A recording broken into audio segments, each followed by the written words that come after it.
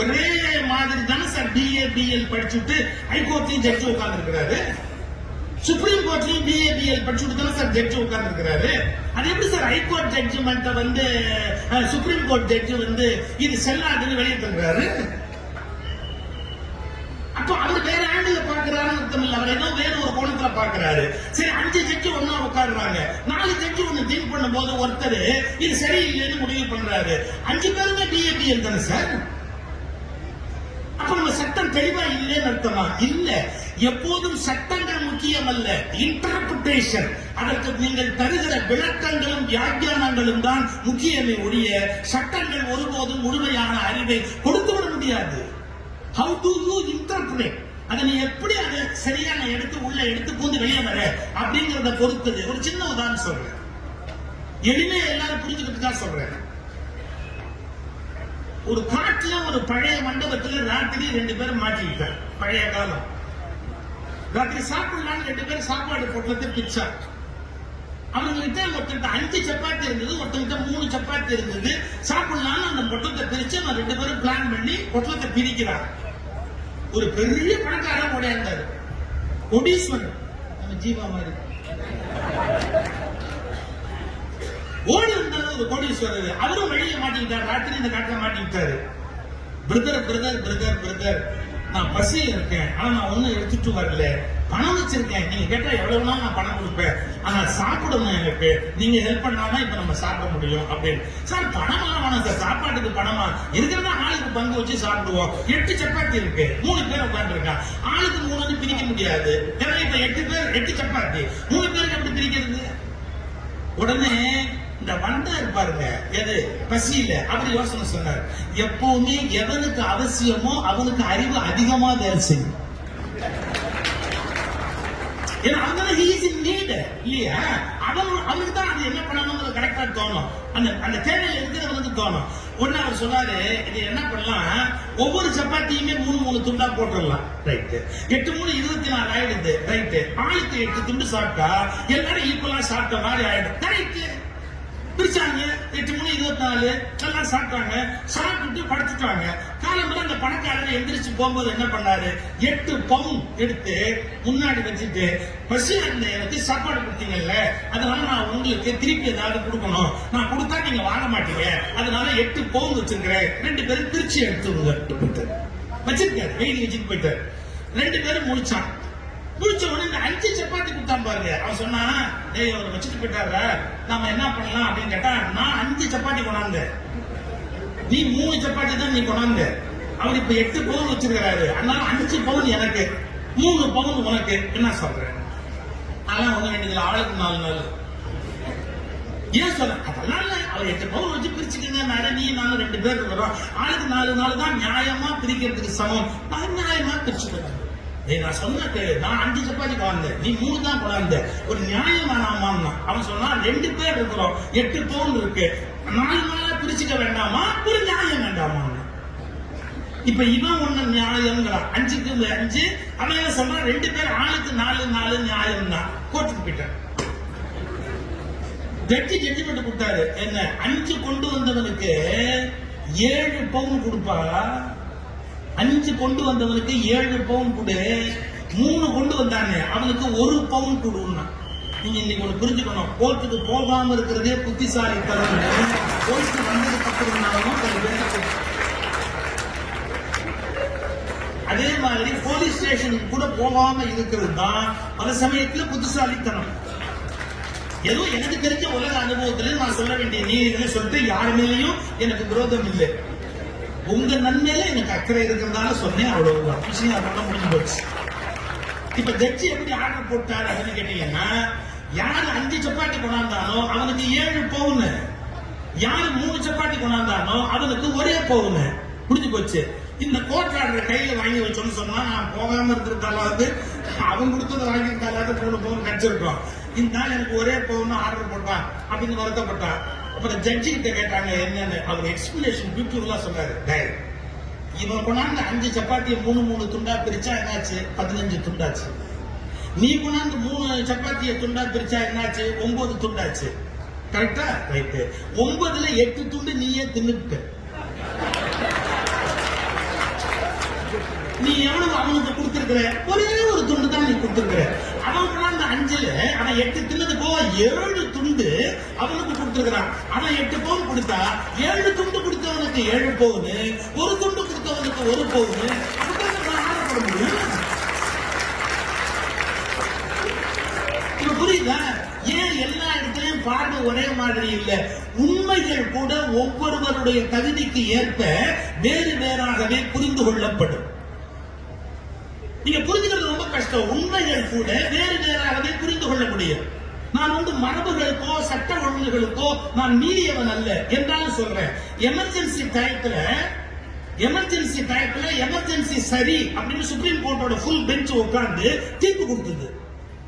ஒரே ஒரு ஜட்ஜி கண்ணா, அந்த கண்ணாங்கிற ஜட்ஜி சொன்னார், no, constitution is more powerful than all government decisions. Constitution எமர்ஜென்சியை ஒத்துக்கவே இல்லை, அதனால இந்த எமர்ஜென்சி தப்புன்னாரு. ஒரே ஒரு ஜட்ஜி ஃபுல் பெஞ்ச் உட்கார்ந்து என்ன கொடுக்குது? கான்ஸ்டிடியூஷன் கரெக்ட்னு கொடுக்குது. மன்னிக்கு, நான் பேர் மாற்றி சொல்றேன். இந்த ஒரே ஒரு நான் பின்னால் அதை பத்தி எழுதினவர் கண்ணா. இந்த ஜட்ஜ்மெண்ட் எல்லாம் முடிஞ்சு எல்லாம் நடந்ததுக்கு அப்புறம் கண்ணா அதுக்கப்புறம் 20 வருஷம் உயிரோடு இருந்தாரு. தன்னுடைய வாழ்க்கை வரலாறு எழுதினாரு.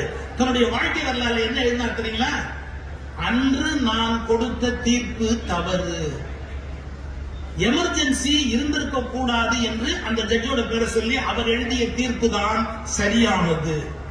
ஆனால் எங்களுக்கு தைரியம் இல்லாததால் நாங்கள் அப்படி தீர்ப்பு கொடுத்தோம். ஒரு சுப்ரீம் கோர்ட் ஜட்ஜி தன்னுடைய வாழ்க்கை வரலாற்றுல தான் ஒரு தீர்ப்பு கொடுத்துட்டு 20 வருஷம் கழிச்சு எழுதுறாரு, நான் கொடுத்த தீர்ப்பு தப்பு. நீங்க படிச்சு பார்த்தா தெரியும். அன்றைக்கு அவர் கண்ணா கொடுத்த தீர்ப்பு தான் கரெக்ட், நான் கொடுத்தது தவறு. ஏன்னு கேட்டா நான் அச்சத்தினால அந்த தீர்ப்பு கொடுத்தோம்.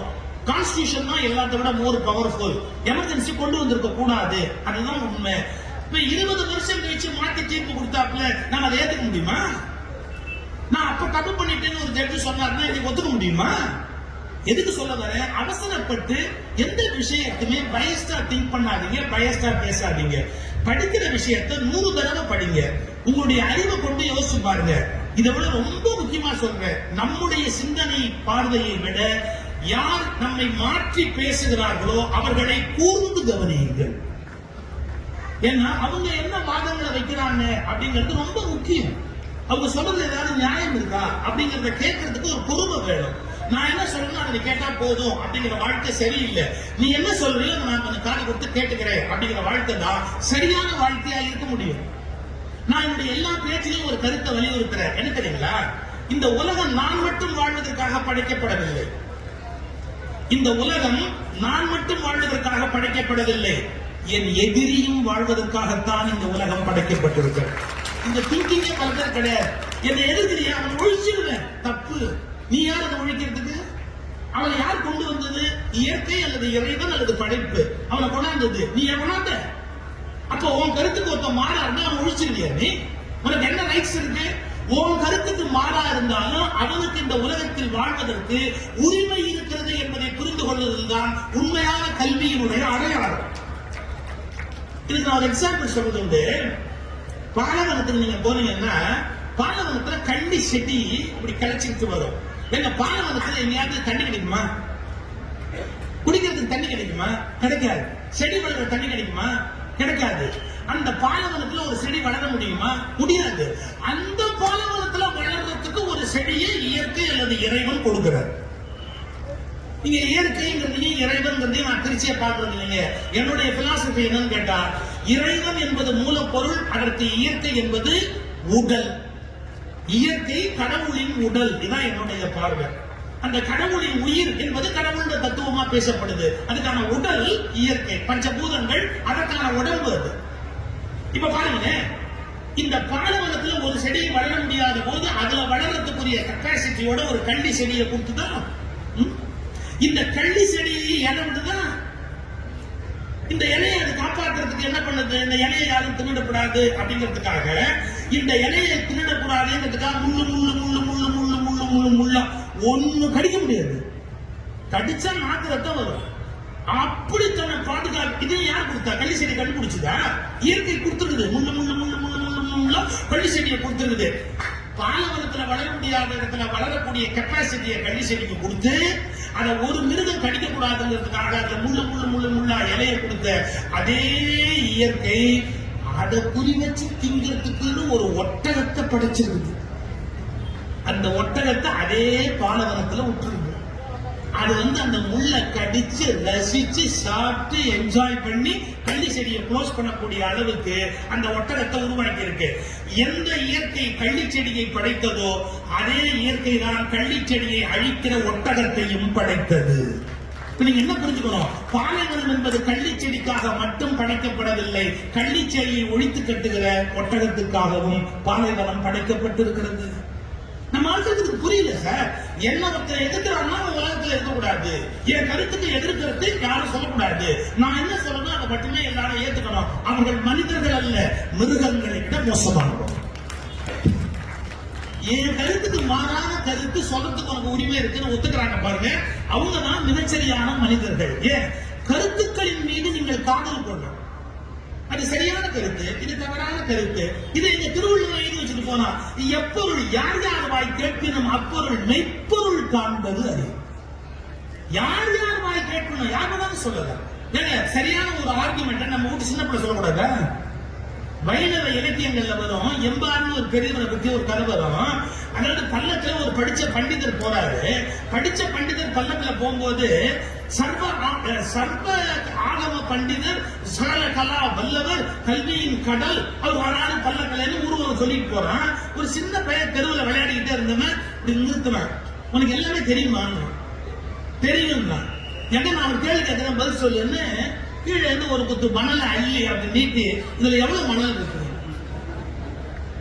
இதுல எவ்வளவு மணல் இருக்கு சொல்லு பாப்போம். உனக்கு தான் எல்லாம் தெரியுமே, இதுல சகலக்கெல்லாம் வல்லவனாச்சு, இதுல எவ்வளவு மணல் இருக்கு சொல்லு பாப்போம் அப்படின்னு.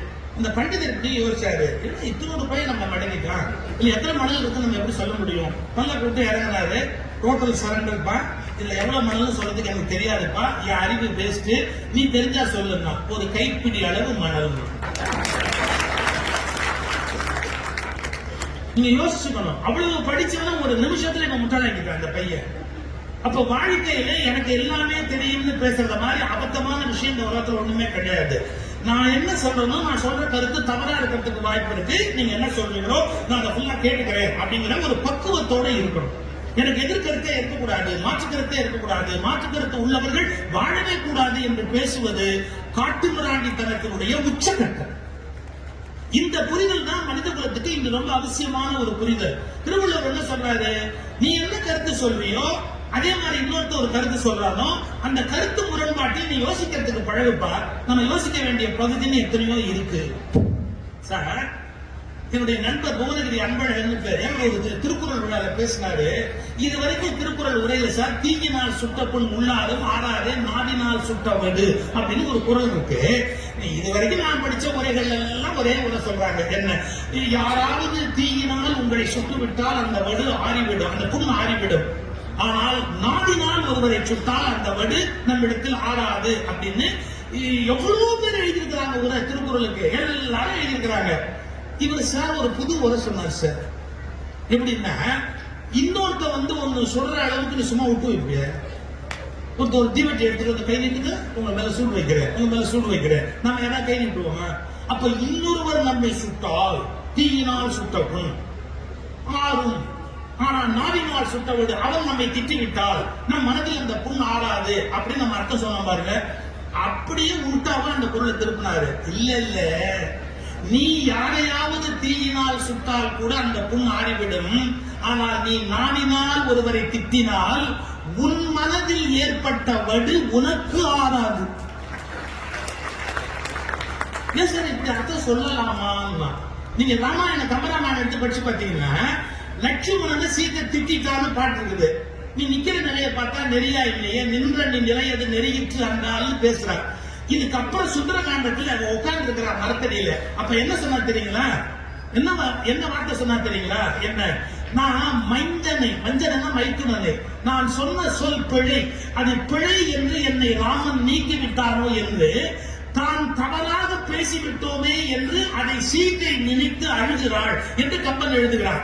வாழ்க்கையில் நீங்கள் பிறரை குறித்து பேசுகிற பேச்சு அவர்களை சுடுவதை விட உங்களை அதிகமாக சுடும் என்பதை தயவு செய்து புரிந்து கொள்ளுங்கள். நமக்கு அது தெரியல. நம்ம என்ன நினைக்கிறோம், நாம சொன்னா மத்தவங்க சுட்டுட்டதான் நினைக்கிறோம். கிடையாதுங்க. நாம சொல்ற மோசமான வார்த்தை, கெட்ட வார்த்தை, கொடும் சொல் அல்லது நெருப்பு கத்துக்கிற சொல் என்ன ஆகுதுன்னா அங்க சுத்தி இங்க சுத்தி அங்க சுத்தி இங்க சுத்தி நம்ம கிட்ட தான் வந்து சேரும். ஒன்னும் அது போகாது. அது ஒரு கணக்கு வச்சிருக்கு. எப்படியாவது டிராவல் பண்ணி மறுபடியும் நமக்கே வரும். இறையன்பு ஒரு புத்தகம் எழுதுகிறாரு. அதுல ஒரு வார்த்தை எழுதுவாரு. அதாவது அக்பர் என்ன பண்ணாரா, பீர்பாலை கூப்பிட்டு அது என்னமோ இந்த இந்தியாவில் இருக்கிற தத்துவத்தை வந்து நீ யாருக்கு எது செய்தாலும் அது அவர்களுக்கே திரும்ப வரும் கர்ம வினை அப்படின்னு உங்க நாட்டில் ஒரு கருத்து சொல்றாரு. அதை எனக்கு கொஞ்சம் புரிய வைக்க முடியுமா? இஸ் இட் பாசிபிள் அப்படின்னு கேட்டாரு. பீர்பால் சொன்னாரா, ஆமா, நம்ம யாருக்காவது ஏதாவது கெடுதல் பண்ணோம்னா அந்த கெடுதல் அப்படி சுத்தி இப்படி சுத்தி இப்படி சுத்தி நம்ம கிட்ட வருங்க. நம்ம யாரையாவது திட்டினோம்னா அதை அப்படி சுத்தி இப்படி சுத்தி இப்படி சுத்தி திரும்பி நம்ம கிட்ட வருங்க. நீங்க யாருக்கு என்ன கெடுதல் பண்ணாலும் உங்களுக்கு அது வருங்க அப்படின்னு உடனே கியூரியாசிட்டியில அக்பர் ஒரு காரியம் பண்ணாராம். என்ன, பட்டுன்னு பீர்பால் அடிச்சாராம். அடிச்சு சொன்னாரா, நான் மகாராஜா ஒன்னு அழிஞ்சிட்டேன், என்ன ஏதாவது அழிய முடியுமா? இது எனக்கு வருமா அப்படின்னாராம். இதுக்கெல்லாம் 24 ஹவர்ஸ்க்குள்ள பதில் சொல்ல முடியாது. வெயிட் பண்ணணும். பிலாசபி உண்மைதான். கேட்கிறவரு மகாராஜா, நான் உடனே இதுக்கு பதிலாம் சொல்ல முடியாது, ஆனா என்னால உங்களை அடிக்க முடியாது மட்டும் இல்ல போயிட்டாரு. இதுக்கு என்ன போச்சு, அப்படியே அவர் வெளியே வரும்போது பீர்பால் வாசல் இருக்கிற காவல்காரனை ஓங்கி ஒரு ஆதாரம். அவன் கேட்டாங்க, என்ன ஏன் அடிச்சீங்கன்னா, மகாராஜா விளையாட்டு ஒண்ணு ஆரம்பிச்சிருக்கிறாரு, இன்னைக்கு யாரு முதல்ல பார்த்தாலும் அந்த கண்ணத்துல அறையணும். அவன் அடுத்த ஆள் பார்த்து ஓங்கி ஒண்ணு அரைஞ்சான். என்னடான்னா, அக்பர் ஆரம்பிச்ச விளையாட்டை நான் கண்டினியூ பண்றேன் அப்படின்னா. அப்படி இப்படி இப்படி இப்படி இப்படி போய் எல்லாம் முடிஞ்சு கமாலையிலேருந்து அரண்மனை வேலை எல்லாத்தையும் முடிச்சுட்டு ராத்திரி 10 மணிக்கு தன்னுடைய அந்தப்புறத்துக்கு அக்பர் உள்ள நுழைஞ்சு தன்னுடைய மனைவியோட பேசுறதுக்கு அந்தப்புறத்துக்குள்ள போனா கனவுல இருந்து மறைஞ்சு வந்து அவருடைய மனைவி என்ன அடிக்கிற, என்ன நீ அடிக்கிற அப்படின்னு. உங்களுக்கு தெரியாதா, இன்னைக்கு டெல்லி முழுக்க இதே விளையாட்டு தான். ஏன்னா டெல்லியில விளையாடுற மாதிரி அதை எங்கேயுமே விளையாட முடியாது சார். எந்தெந்த விளையாட்டு தெரியுமா? பாருங்க, அடிச்ச யாரு, அக்பரோட ஒய்ஃபு ஓடி படம் அடிச்சாலும் அடிச்சு சொன்னாலும் இது விளையாட்டு. யாரும் காலையில முதல்ல பார்த்தாலும் அடிக்கணும். நீங்க காலையில என்ன பார்க்கவே இல்லை, இப்பதான் நான் உங்களை பார்க்கிறேன், அப்ப அந்த விளையாட்டு நான் உங்களுக்கு பார்த்து அடிக்கணுமா இல்லையா அப்படின்னு உடனே அக்பர் தங்கத்தை தட்டு சரி சேர்த்துங்களா. அப்புறம் மறுநாள் காலையில தர்பாருக்கு வந்த உடனே பீர்பாலை பார்த்து சொன்னாராம், உங்க இந்தியாவில் இருக்கிற பிலாசபி கரெக்ட், யாரு கொடுத்தாலும் அவனுக்கு அது திரும்ப வரும் அப்படின்னு 10% கரெக்ட், அக்ரி வித் யூ அப்படின்னாரா. ஏன்னா நடந்தது முழுக்க வெளியே சொல்ல முடியாது இல்ல. இதை ஒரு புத்தகத்தில் எழுதுறாரு, அக்பருடைய வாழ்க்கை வரலாறு குறிப்பிடப்பட்டிருக்கிறது அப்படின்னு சொல்லி. இது எதுக்கு சொல்ல வரேன் சார், நாம ஒருத்தர் நோக்கி ஒரு கடுஞ்சொல் சொன்னா அது வீணா போகாது சார். நாம யாரோ ஒருத்தருக்கு ஒரு வஞ்சனை பண்ணோம்னா அது வீணா போகாது சார். அது அப்படியே போய் அப்படியே போய் அப்படியே போய் தீயினால் சுட்ட புண் உள்ளாது மாறாது, நாவினால் சுட்ட வடு நம்மளை திரும்ப வந்து அது காயப்படும். அப்படி இருக்கும்போது நம்ம யோசிச்சு பேச வேண்டாமா? நாம ஒருத்தர் நோக்கி கடிஞ்சொல் சொல்லலாமா? யாராவது ஒருத்தர் வந்து நோகும்படியான ஒரு வார்த்தைகளான பயன்படுத்தலாமா சார்? சொல்லவே வேண்டியிருந்தா கூட சில சமயத்துல சிலதை தவிர்த்துடணும். தாமஸ் ஆல்வா எடிசன் பல்பு கண்டுபிடிச்சாரு, உங்களுக்கு தெரியும். பல்பை கண்டுபிடிச்சிட்டு ரொம்ப கஷ்டப்பட்டாரு. நிறைய ஃபெயிலியர்ஸ்க்கு அப்புறம் கண்டுபிடிச்சாரு. பத்திரிகை நிருபர்களை கூப்பிட்டு நான் கண்டுபிடிச்சிருக்கிறேன் என்னுடைய சயின்டிபிக் இன்வென்ஷன் காட்டுறதுக்காக அவருடைய அசிஸ்டன்ட் கூப்பிட்டு சொன்னாரு, அந்த பல்பை எடுத்துட்டு வா. அவங்க அசிஸ்டன்ட் எடுத்துட்டு வரும்போது கீழே போட்டு உடச்சிட்டாரு. அதுல இருந்துதான் அந்த பல்புங்கிற வார்த்தை வந்தது என்னமோ தெரியல. என் போல யாராவது ஏமாந்து போயிட்டா பல்பு அப்படின்னா ஏன் சொல்றான்னு தெரியாது. அவன் எடிசனுக்கு பேரு கீழே விழுந்து உடச்சு விட்டான். அந்த அசிஸ்டன்ட் உடச்சுட்டான். உடைச்ச உடனே அந்த பத்திரிகை உடைச்சிட்டான். தாமஸ் ஆல்வா எடிசன் ரொம்ப அறிஞ்சிக்கல. அதனால மறுபடியும் இன்னொரு பல்பு தயாரிச்சா போச்சு. கொஞ்சம் டைம் எடுக்கும், ஒரு 1 வீக் ஆகும். நீங்க ஒரு வாரம் கழிச்சு வந்து என்ன பாருங்க, நான் ரெடி பண்ணிட்டு உங்களை கூப்பிடுறேன் ப்ளீஸ் அப்படின்ட்டார். ஒண்ணு திட்டல செக்ரட்டரி கூப்பிட்டு. ஒரு வாரம் கழிச்சு மறுபடியும் ஆச்சு. பத்திரிகையாளர்கள் எல்லாம் கூப்பிட்டாரு. அந்த பல்பை மறுபடியும் காட்டணும். அதே அசிஸ்டன்ட கூப்பிட்டாரு. பல்பு எடுத்துட்டு எல்லாரும் என்னங்க சொல்லிருப்பாங்க, அவனையே அனுப்பிய அவன் தான் ஏற்கனவே உடைச்சவனாச்சு, அவன் தான் முன்னாடியே போட்டு உடைச்சாங்க. நம்ம மனசுக்கு ஒரு அபிப்பிராயம், ஒரு தடவை ஒருத்த உடைச்சுட்டான்னா வாழ்நாள் முழுக்க அதே தான் நம்ம செய்வோம் அப்படிங்கிற அபிப்பிராயம் அந்த அம்மாமார்களுக்கு புள்ள மேல வந்து உங்கள்கிட்ட குத்தானி கொட்டிடுவேன், உங்கள்கிட்ட குத்தானி கொட்டிடுவேன், புருஷன் சொல்லுவா உங்கள்கிட்ட குத்தானி செலவு பண்ணுவேன், உங்கள்கிட்ட குத்தானி செலவு பண்ணுவேன். வாழ்நாள்ல ஒரு தடவை ஒரு காரியத்தை பண்ணிட்டா கடைசி வரைக்கும் அதையா பண்ணுவான். இப்ப சில பேர் தட்டி தவறி ஃபர்ஸ்ட் ரேங்க் வாங்குவான், அப்புறம் அதை வாங்குவான் வாங்கவே மாட்டான். இது தெரியாம வந்துருச்சு ஃபர்ஸ்ட் ரேங்க், அதுக்கப்புறம் என்ன வந்தது அவன் பாட்டுக்கு ஒரு பேச போடுவான். பட் நம்ம மைண்ட் செட் எப்படி தெரியுங்களா, நேற்றுக்கு ஒருத்தன் ஒரு காரியம் பண்ணிட்டா இன்னைக்கு அதே தான் பண்ணுவாங்க. பெர்னார்ட் ஷா ஒருத்தன் கேள்வி கேட்டான், உலகத்திலேயே நீ மதிக்கிற மனுஷன் யாருன்னு கேட்டான். ஒரு நிமிஷம் யோசிச்சுட்டு பெர்னார்ட் ஷா சொன்னாரு, என் டெய்லர். எங்க இந்த பதில் யாராவது எதிர்பார்க்கணுமா? நீ மதிக்கிற மனுஷன் யாரு? என் டெய்லர் இருந்தாரு. ஏன் அப்படின்னா அவன் தான் ஒவ்வொரு தடவையும் என்ன சரியா அளந்து பாக்குறான். பழைய அளவை நம்பி என்ன அப்படியே இல்லை, நான் எப்படி இருக்கிறேன்றது அப்பப்ப அளந்து பாக்குறான். இது சாதாரண வார்த்தை இல்லைங்க. யார பத்தியும் ப்ரீ கன்சீவ்டு ஐடியாவோட லைஃப்ல அழுகாதீங்க. அவங்க ஃப்ரெஷ்ஷா இருக்கிறதுக்கு வாய்ப்பு இருக்கு. நேற்றுக்கு கொலகாரனா இருந்தவங்க கூட இன்னைக்கு நல்லவனா மாறி இருக்கலாம், இன்னைக்கு நல்லவனா இருந்தவங்க கூட கொலகாரனா மாறி இருக்கலாம். நெருநல் உடல் ஒருவன் இன்றில்ல என்னும் பெருமை உடைத்து இவ்வுலகு. ஏன்னா மனுஷன் மாறிக்கிட்டே இருக்கிறான். அவன் நேற்றுக்கு இருந்த மாதிரி இன்னைக்கு இருக்கிறது அவசியம் கிடையாது. இது நம்ம ஜனங்களுக்கு தெரியாது. நம்ம எப்படி பண்ணுவோம்னா பழைய விஷயங்களை வச்சே புதிய முடிவுகளுக்கு வருவோம். அப்ப இந்த கத்திரின்றதெல்லாம் சொல்றாங்க, அவனே இப்ப பல்ப் எடுத்து சொல்றீங்களே அவன் உடைச்சுடுவானு. எடிசன் என்று சொன்னாரு, இரு போன தடவை உடைச்சதாலேயே இந்த தடவை ஜாக்கிரதையா கொண்டு வருவோம். ஏன்னா வாழ்க்கையில ஒரு தப்பு பண்ணிட்டான். நம்ம தப்பு எவ்வளவு பெரிய தப்புன்னு உணர்ந்திருப்பான். இது எவ்வளவு கண்டுபிடிக்கிறது கஷ்டம்னு அவனுக்கு தெரியும். இதை உடைச்சிட்டமேங்கிறது அவனுக்கு தெரியும். அதனால அவன் கண்டிப்பா தப்பு பண்ண மாட்டான். இது என்னுடைய முடிவு. அந்த தப்பு என்னன்னு உணர்ந்துட்டான், அவன் அந்த தப்பை செய்ய மாட்டான். இது முதல் விஷயம். 2, இப்ப அவன் உடைச்சா கூட நான் கோவப்பட மாட்டேன். ஏன் அப்படின்னா பல்பு உடைஞ்சா வேற பார்த்து நம்ம செஞ்சிடலாம். நாம எதுக்கு தகுதி இல்லைன்னு ஒரு மனுஷன் மனசு உடைஞ்சிட்டா அவன் அப்புறம் நம்மளால காப்பாற்ற முடியாது. எனக்கு பல்பு முக்கியம் இல்லை, மனுஷனோட மனசு முக்கியம். இதான வாழ்க்கை. பொருள்கள் நம்ம கையாளுகிற கருவி. எப்ப வேணாலும் பொருள் வாங்கிக்கலாம். நீங்க பொருள் ஒண்ணு உடைஞ்சு போச்சுன்னு பிள்ளைய அடிக்காதீங்க. இதை ஏன் உடைச்சேன்னு கேட்டு பிள்ளைய அடிக்காதீங்க. ஏன்னா மனசு உடைஞ்சு போயிடும் பிள்ளைங்களுக்கு. நீங்க அதுக்கு பொம்மை கார்டு வாங்கி கொடுத்துருக்கீங்க, உடைச்சிருச்சா அடிக்காதீங்க, வேற பொம்மை கார்டு வாங்கிக்கலாம். ஆனா நம்ம அப்பா மோசம் நம்மளை அடிக்கிறான்னு மனசு உடைஞ்சு போச்சுன்னு வச்சுங்க, நீங்க எவ்வளவு முயற்சி பண்ணாலும் மறுபடியும் அவனுக்கு அன்புள்ள அப்பாவா மாறவே முடியாது. அங்க ஒரு 5 வயசு பையன் கை தட்டுறான் பாருங்க, எப்படி தட்டுறான் பாருங்க. கருப்பு சட்டை அந்த பையனை கூப்பிடுறாங்க. இந்த கருப்பு சட்டை வட வட வட வட கண்ணு வட. நீ ஏன்டா திரும்பி பாக்குற? நீ தான் வட வட.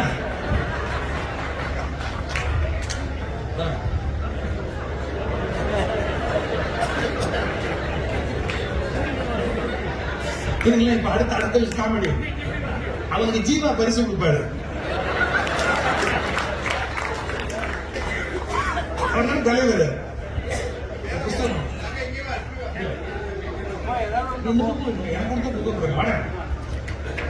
கை தட்டு அந்த பிள்ளைக்கு.